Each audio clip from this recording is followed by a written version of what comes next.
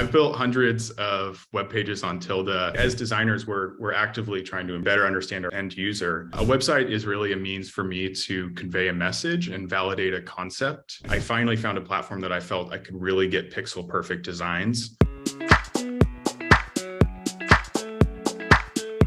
Hey, I'm Marcus Triest. I'm a US-based UI UX designer and product designer. I currently serve as head of product for inKind. There I oversee web and application UI UX, as well as our design team. I use Tilda to build everything from personal projects to client websites to work websites. My latest personal project is Foodparks.io. There wasn't a single directory for food truck operators to discover food parks for them to actually set up shop. After identifying that problem, started designing what a solution might look like and was able to get something live in Tilda by the end of the day, which is very, very powerful and exciting. When you land on the website, I wanted it to be incredibly clear how to navigate to your specific region and then be able to apply for a particular lot that was of interest. For this particular MVP, I leaned heavily on Tilda's tools, both the email forwarding and CRM setup, to gather that data and then make informed decisions around how much traffic I was actually driving to the website, what my conversion rates were really looking like. Tilda was great in that I could actually start with a nice SEO framework. From there, it really started to take off in terms of the traffic that I was seeing, but also the feedback I was getting from operators. Around 5 to 10 applicants a day actually looking for spaces just in my city after listing maybe 10 to 15 different locations.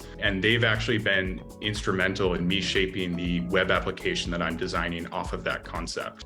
To me, the value of Tilda is speed to really validate a concept. As a UI UX designer, visuals are obviously very important to me. I really found something that worked with how I work as a designer. And I find just a lot of fulfillment in releasing product into the wild and seeing how users actually engage and interact with it. And my mission really is to discover and solve problems in the mediums that I'm fluent in.